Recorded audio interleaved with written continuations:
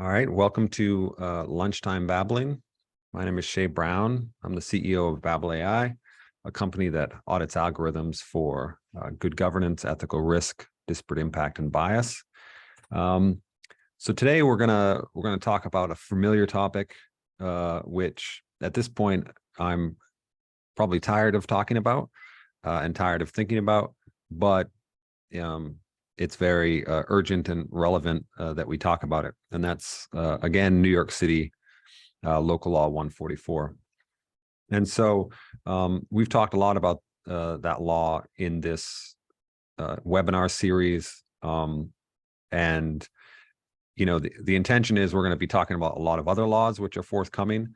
It's just this one is very urgent. It starts, everything is on track, at least for it to come into effect January 1st. And so what I want to talk about now, instead of talking generally about the law and its requirements, which we've done sort of ad nauseum in the past, what I'm going to talk about now is our process and how we audit algorithms for bias, and in particular, the process audit that we have as an offering for this particular law. And the goal here, I mean, there are many goals of me going over this. One is that there's very little time left, and if anyone wants to work with us, it would be very difficult to get this done in time unless people are prepared. And so it's helpful for us if people understand what the process is about before they try to engage with us. And also, given the short amount of time, many companies are probably thinking of other ways in which they can comply with the law for this bias audit. And so I think going through in some detail the criteria that we use might be useful for other organizations that either are undergoing some sort of internal auditing process, hopefully an independent internal auditing process and impartial, or engaging with other parties, and they maybe can gain something from the criteria that we're using. So let me, as always, you know, if you have questions, you can put it in the Q&A, and I can answer those at the end. But let me share my screen. So for those who are listening, you know, I'm sharing I will be sharing some slides, which if you're listening to this in the podcast, you can ask us for these slides. So today I'm going to talk about the process audit, and I'm going to explain what this process audit is and what it means, because it's not obvious. I think not everybody knows what a process audit is and how it gets conducted, and in particular ours, of course, is probably new to a lot of people. So let's first take a look at Local Law 144. So for those of you who haven't heard us talking about it over and over again, this is a law which New York City passed that will require, starting January 1st, that any automated employment decision tool, and there are specific requirements for what that tool is, but it's a tool that helps employers make hiring and promotion decisions. Any tool that is used sort of in New York City and on New York residents has to comply with some requirements. And so the employers are the ones that are sort of mandated to have this, to comply with these rules. And the main one that we're talking about is that there has to be a bias audit conducted within the last year. So it's illegal to use the tool if it has not had a bias audit conducted. And there are candidate notifications, which I won't go over, but you do have to let candidates know that the tool is being used and give them options for opting out if they so choose. And there are penalties associated with this, and it's been a very long process of rulemaking, and it's still currently new proposed rules have yet to be accepted, and we've given comments on this. And we've talked about it at length. But what I'd like to talk about now is this sort of independent audit and how we conceive of this audit and how we have constructed an audit specifically for this law. And so let me talk about the audit methodology. So what is this process audit. What are we actually doing? So there are different ways of thinking about how an audit might be conducted. The minimum requirement for this audit is a test for disparate impact, among other things. So they open it up to it to mean other things, but at a minimum, it has to be testing for disparate impact. And in fact, the impact ratios, which is sort of the ratio of the selection rate for protected groups like race and gender, divided by the selection rate for sort of the favored group, the group that had the highest selection rate. Those impact ratios have to be made public, at least according to the current set of rules. That's the minimum requirement. And so one way of doing this, of course, is that it has to be also an impartial evaluation by independent auditor. And independence can mean a number of things that the department is sort of trying to communicate. I think that impartial is also very important. So in theory, you could have an impartial, independent evaluation within the company, although I think that that's potentially risky or difficult.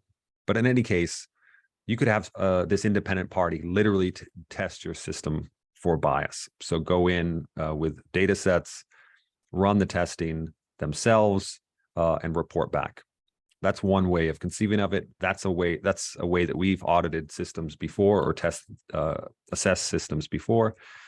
But that's a pretty expensive process. And so what we are proposing is that we let the companies themselves do the testing. So the auditee will complete the testing and the assessment of for disparate impact, among other things, and I'll get into that in a second. So we let them do it. They document their process. And what we do as an independent third party is we verify the testing. And so we verify that it satisfies our criteria, which I'll show you in a minute. And we do a claims verification process where we check to make sure that the things that they say they do, they've actually done. And then we draft an audit summary saying whether they sort of comply with our criteria or not for a bias audit. And so that's the sort of the process audit. And it's a little bit misleading to call it a process audit in some sense, because we're not necessarily just auditing the process, we're also auditing the results of that process. We do verify that the numbers that they're giving are indeed the numbers, the correct numbers. And so those are claims which are being verified. And recalculation is one form of audit evidence that we use. So in some cases, we may actually calculate those numbers ourselves. Okay, so what's the scope of the audit that we're looking at? So there are three categories that we focus on for this audit. The first one is obvious. It's disparate impact quantification.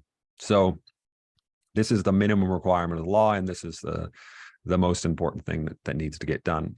The law specifically calls that it has to test disparate impact on any persons of component 1 categories. So component 1 categories, it's a EEO term that includes race, ethnicity, and gender. And so there's been a lot of comments about how this is very limiting, doesn't include disabilities or many other protected categories, but this is what the law is minimally requiring. And so we are going to, one component is this disparate impact quantification. So there are criteria around how you tested for disparate impact and disclosures regarding the details of that testing. And then there's governance. And so governance is not strictly required in the law. Nobody asked for this. Both the governance and risk assessment, which are the two other categories here.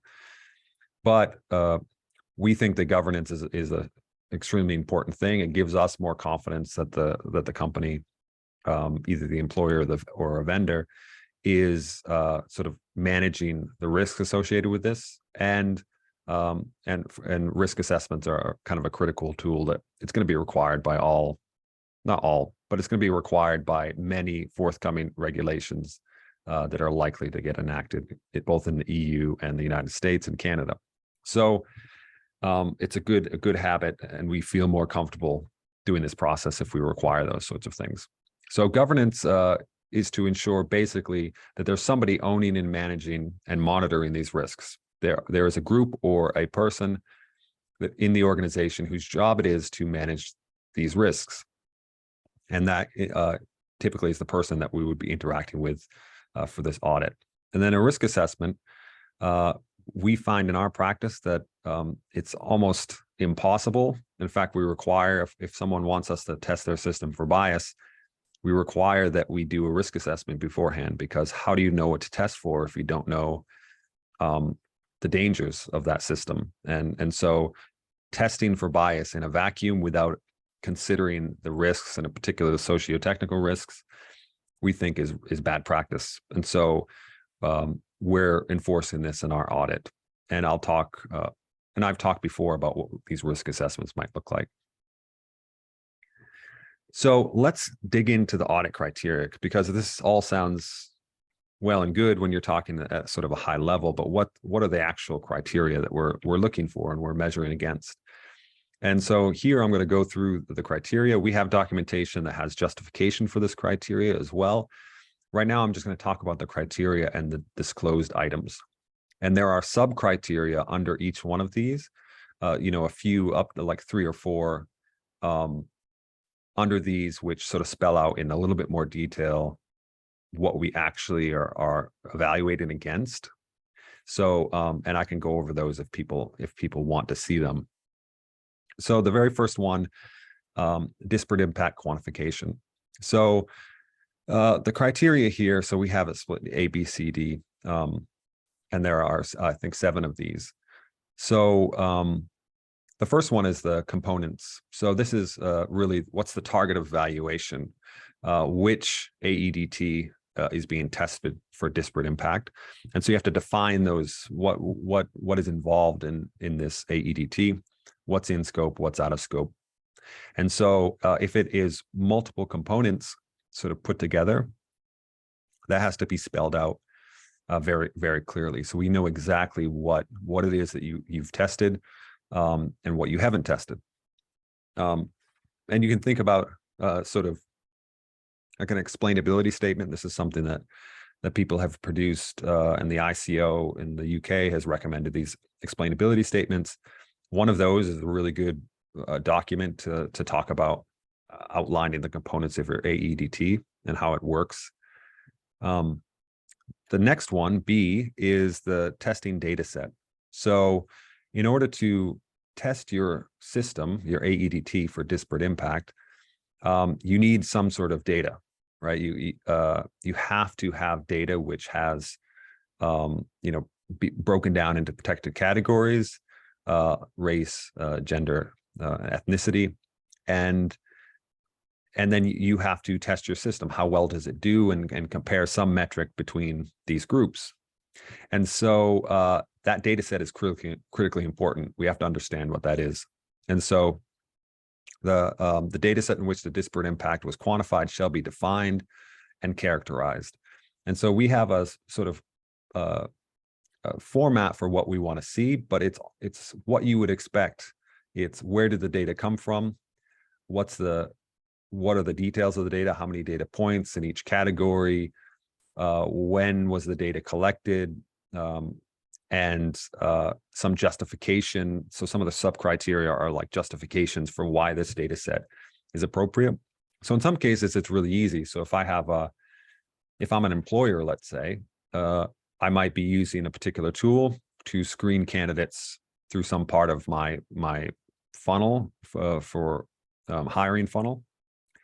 And if I'm recording these sort of demographic variables, and not everybody will sort of volunteer that information, but some subset of the people going through this funnel will volunteer that information. Then I might look at, for instance, everybody who used this tool over the past 3 months. Maybe I started the tool 3 months ago, and I've been using it for the past 3 months. And so I'm going to look at all the people over the past 3 months that have come through this tool. I'll look at the people who applied and the people who, let's say, got filtered out. And that's the data that I'll be using for disparate impact testing. And so the things that are disclosed will be, who did the testing, date of the most recent testing, and sort of the time span of the data, if that's relevant. So when was the data collected? And that's something that would be disclosed. And when we say disclosed here, we're talking about disclosed in the public summary. The whole point of the disclosures here is not to just disclose things for no reason. We have to disclose enough so that third parties can understand exactly what the testing is. So if you give disparate impact numbers or impact ratios, then you have to understand what's actually being displayed. And so then the third criteria here is we use the term PCV, which is protected category variable. What are the protected category variables that can be quantified using the testing data set? So you have to define what those are. And what those are basically are just the same component one categories. So it might be that you have information on some racial groups and not others, or for some reason you have some limitations there. All of that has to be disclosed, exactly what you're using, what groups can you be testing for disparate impact with your data set. And so this is just part of that disclosure. So when you disclose it, you have to disclose which protected category variables and which ones you couldn't quantify. And there's also will be some justification as to why it's the case that you couldn't quantify those. And that has to get disclosed almost by default, because the impact ratios will end up being disclosed anyway. So then D is positive versus negative outcome. So what this criteria says is positive and negative outcomes of the AEDT shall be clearly defined. And so the reason this is important is it's especially important for vendors. So some AEDTs don't have, they sort of have an assistive role. So they're assisting recruiters to make decisions, or they play, they're used in hiring or promotion in ways that it's not obvious how to translate that into a selection rate. And so what we're asking is you define essentially what the metric you're using. So what does a positive outcome look like for your tool? And in some cases, let's say that it gives a score.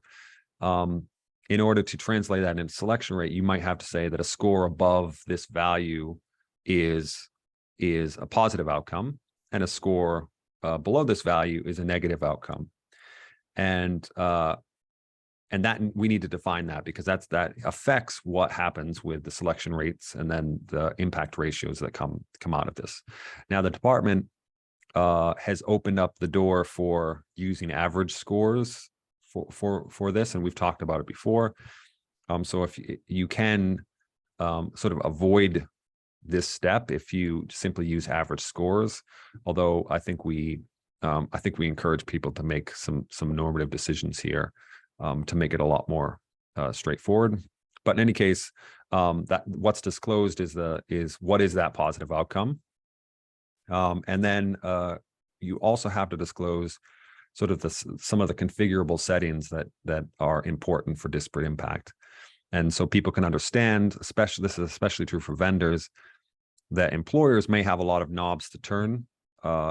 And we think it's important, if vendors are getting these audits done, that they disclose what those knobs are, because employers could turn the knobs in such a way, for instance, that the tool might actually cause disparate impact. And so it has to be clearly defined what the testing, what settings the testing was done under, especially if there's a lot of control on the employer side. So those are things are disclosed. So for E, the selection rate, this is very straightforward. What is the metric? You have to, what is the corresponding selection rate? And you need to define what that is. So D and E together might be very straightforward. You might literally say, we think that a score of 5 and above, I'm just making up numbers, 5 and above is a positive outcome, and 4 and below is a negative outcome. And so the selection rate is defined as, the percentage of the group that got a 5 or above out of this data set. And then everybody else got a negative outcome. And so that's our definition of selection rate. Again, this is really important for vendors. It's less important for employers because employers have a very straightforward selection rate. Either people pass through your funnel or not. And so some of the nuances here can be glossed over for employers who can simply take the numbers for the actual selection rate. And then we have 3 more here. So favored versus disfavored groups. Again, this is very straightforward. Which groups are the ones that were favored and which groups were not.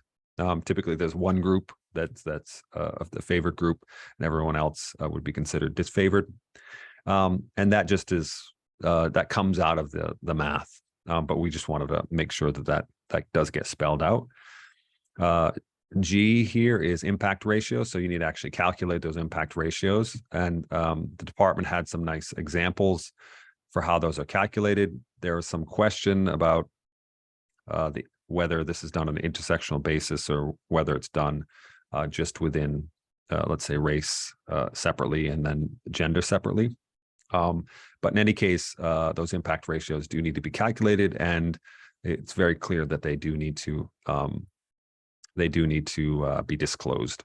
And so impact ratios, and we have here for disclosed items, we also have errors on the impact ratios. And then for H, we have statistical significance. So using something like z-scores or Fisher exact. These are things that I put them in highlighted because it's up in the air whether these things actually have to be disclosed or not. And so we're waiting to see what happens with the department's rulemaking to see whether we have to disclose it or not. In some case, if you're seeing evidence of disparate impact, but yet it's not statistically significant, it might be in the interest of people to disclose that fact, so that there's full context of what the numbers actually mean. All right, so governance. So we have 3 criteria around governance, and we have 3 criteria around risk assessment. So the governance is pretty straightforward. Accountable party for disparate impact. So what the criteria says is the auditee shall have a party who is accountable for risks related to the disparate impact. So essentially, who is the person who's ultimately responsible for this? And of course, this goes all the way up to the CEO and the board. But this is what we're looking for here, is who's the person whose job it is actually to keep track of these things. And the disclosed items here are that person and their contact information and what their role is in the organization. And then there are 2 other criteria associated with this where there's no disclosed items in particular. But we do want to see the defined duties of that accountable party. So so this could be a job description. This could be, show us an email from the CEO to that person saying, hey, you should be keeping track of this. We just want to see some evidence that they do have clearly defined duties as it relates to disparate impacts for these tools. And then some documentation that says that those duties have actually been carried out. So have there been meetings that have taken place? Are there meeting minutes? What kind of action items might have come out of this? And so just some documentation. Nothing's disclosed from this. We want to feel confident. The whole point of having this is that we gain confidence in the process that the company is undertaking to do this testing, do this monitoring. And so some evidence that there is a person or a group of people that are actually doing this role, not just that they have the role, but they've actually done it. And then finally, a risk assessment. And so I've talked a lot about risk assessments, and I won't talk about the benefits of risk assessments here, but they are important, and we have 3 criteria around them. So the first one, A, is completion. So the auditee shall have completed a risk assessment of the AEDT. And so we'll disclose some evidence. It might just be in our the auditor's report in our letter. saying that it has been done or not. And then we do have some criteria around exactly what that looks like, because, and I've given away cheat sheets about how to do risk assessments, and I did a whole webinar specifically on our process, or what we think is a good sort of starter process for doing these risk assessments. You can always improve on it, but a good sort of minimal viable product for that. But here, the criteria specifically are asking for identification of risks. So you need to show that your risk assessment has identified relevant risks related to bias. And so the sub-criteria around this, for instance, are that you've considered stakeholders, you've considered different ways in which the algorithm can fail, you've sort of enumerated these risks, like you've actually literally written it down, or at least you talked about these risks in some way. And so we need some evidence around that having happened. And then evaluation of risks. So a risk assessment that just sort of lists things and then nothing happens, that's not as useful. And so some documentation around that the fact that these risks have been evaluated in some way. And so that means you've considered, prioritize them, which ones are important, which ones do we need to take action on, which ones are already mitigated sufficiently, that sort of thing. And so this is really as minimal as you can get, but I think it's what we think is the least that we feel comfortable asking for related to disparate impact. And so this is it. So those are the criteria, and underneath those criteria we have sub criteria, which are ways, sort of instructions for us and the company on what are good ways of demonstrating this and what are we actually evaluating against. And the sub criteria I have at the end if people want to look at them. But it's just sort of more bullet points that outline it. It's got to have this. We have to see this level of detail in order to feel comfortable. So let me now talk a little bit about the ways of working for this sort of process audit. So the division of responsibilities. So for those listening, I'm showing a slide that has on one side BABL's responsibilities, and then on the other side the client.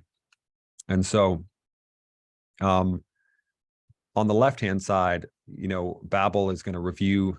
So first thing, the client is going to submit documents and evidence for the audit review. So they need to provide us with material that we will evaluate. Okay. And so it's our job to evaluate that evidence and then verify claims. And I'll talk a little bit about verifying claims in a second. We are likely going to request additional documentation and engagement with people in your company. So likely there will be things that we don't understand in the documentation, and so we're going to want to either have more documentation, or we're going to want to talk to people in the company. And so there's a process of looking through this documentation, checking it against the criteria, and coming back and seeing if we need more information. And it's the client's responsibility to sort of facilitate these engagements. And it might be that we have to engage with an external party, some party that's not in your company. If you make claims in your documentation that so-and-so did this testing for us, for instance, we'll have to go reach out to that person and to either get more information, or during the claims verification process, where we actually have to get more evidence to make sure that we feel comfortable that those things have actually happened. And then we'll form an opinion on this. There will be a public summary drafted. Both of those are what BABL's responsibilities. And then there'll be a sign-off process on this sort of public summary that the client will have to, both of us will have to engage in. And then, we deliver the audit report, and either we're going to publish it ourselves for the client, so that it can be referred back to, or we give it to the client and the client can publish it. And that's sort of, that's determined during the contractual process. Okay. So here's a sort of outline. So for those listening, this is sort of a bubble diagram with a process flow for this submission process. And I want to try to just make this as as real as possible for people so they can understand what it might look like. Initially, what we're going to do is we're going to send a documentation request. So this is going to have all the sub criteria. So for these three different categories, we have disparate impact quantification, governance, and risk assessment. We'll send requests for documents, which will have the criteria and the sub criteria in it. So in an ideal world, the client will be looking through this very carefully. They would have already looked through it prior to the signing the contract, and they will submit documentation directly against that criteria. And the more structured it is, and the sort of faster this process works. But in any case, they're going to submit documentation to us. And then what we're going to do is we're going to review that documentation against the criteria. So the very first thing is we have to make sure that the documentation they're showing us matches and satisfies the criteria. That's step number one for us. And then we're going to go back, reach out to the client if we need more information because either we're confused about something or it doesn't meet the standard that's in the criteria, and request more information. So this, and the client is going to sort of facilitating these sort of engagements. Now, once the criteria is satisfied, we feel comfortable that we have documentation against all of the criteria. And even before this, we can start this process. We're going to engage in a claims verification process. And so the critical claims that are made in the documentation against the criteria, we need to check to make sure that those things are true. And so this will involve typically meeting with people. So for instance, if there's someone in your data science team that did this testing, we might have to get on a call with them, a video call with them, and ask for some more evidence. We might ask them to sort of recalculate something in front of us, show us a data set, or take screenshots of meeting minutes or things like this. And so, and we have standards for audit evidence that we follow, and we're accruing this evidence and collecting it so we can feel confident that have a reasonable level of assurance that these claims are true. Now, once that process happens, so the assumption is everything works out, all the criteria are satisfied, and we have sufficient evidence to feel like those claims are true. Then we can form an audit opinion saying that the documents submitted are sufficient to satisfy our criteria. And so there's compliance with our criteria. And so we can issue an opinion on this, and that opinion can be shared then with other people. So you might ask, what kind of normative standards are we applying here? Like what are we actually using when we go through this process and make our decisions? So what I have here is just an outline of some of the standards that we are using when we want to, when we get into gray areas, or we have to make tough decisions, or just for the process itself. And so the first one is independence. And so given that this is an open audit, everyone can see the criteria. The criteria and the sub-criteria will be available with the audit summary and all of our processes.